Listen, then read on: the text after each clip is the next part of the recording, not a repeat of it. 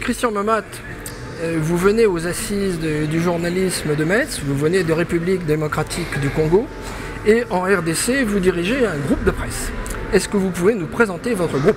Je suis à la tête du groupe de presse Momat Multimédia qui compte 3 publications.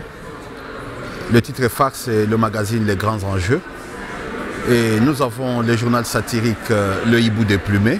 Et enfin, sur le net, nous avons le journal numérique katanganews.net. En RDC, les conditions de travail des journalistes n'est pas du tout facile. Tenant compte d'abord des revenus par habitant qui sont très faibles. On n'achète presque pas les journaux.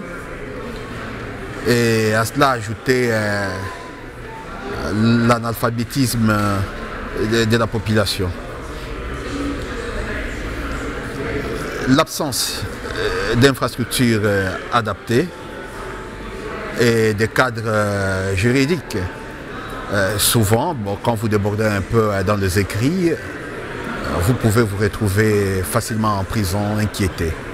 C'est pas facile, mais on tient le coup. Parmi vos publications, vous en avez une un peu particulière, un journal satirique, Le Hibou déplumé. Alors, qu'est-ce que c'est que ce hibou?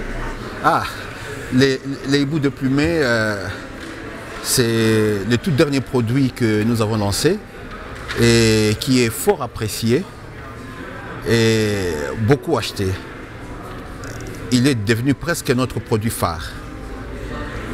Nous traitons l'actualité avec une certaine dose d'humour et de satire. Et le propre de hibou, la particularité du hibou déplumé, c'est qu'on ne fait pas de très longs articles pour permettre à nos lecteurs, en très peu de temps, d'avoir toute l'information. Bien sûr, avec beaucoup de caricatures. Et est-ce que vous pouvez nous parler un peu plus des échanges possibles entre le Nord et le Sud sur le plan du journalisme et de la presse en général? C'est important. Vous savez, en Afrique, on n'a pas suffisamment de moyens pour faire certaines investigations.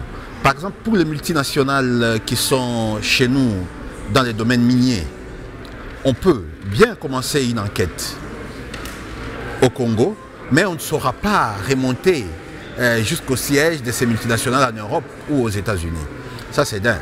Alors, dans le cas de l'échange, de la collaboration, de la mutualisation des journalistes, cet échange peut nous être bénéfique. C'est-à-dire, un travail que nous, on commencerait en amont en RDC, pourrait être complété et terminé en aval en Europe par les confrères occidentaux.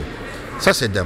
De deux, il y a certains travaux que nous, on peut publier, on peut faire en Afrique, mais les diffuser peut comporter beaucoup de risques. Alors, dans cet échange-là, et dans le cas de la mutualisation de la presse, ce travail peut être diffusé dans le pays du Nord.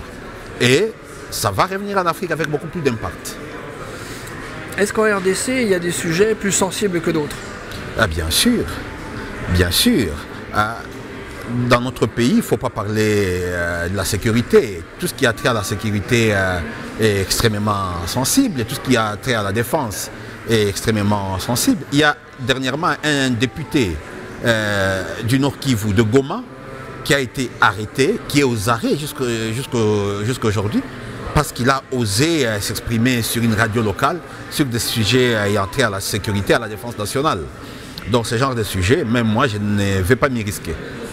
Et comment voyez-vous l'avenir de votre groupe de presse en RDC? Très prometteur, mais nous avons beaucoup plus besoin d'échanges d'expériences avec nos confrères du Nord, d'échanges de compétences et aussi d'écoute. Là, je viens tout de suite d'assister à un débat, comment rentabiliser un journal.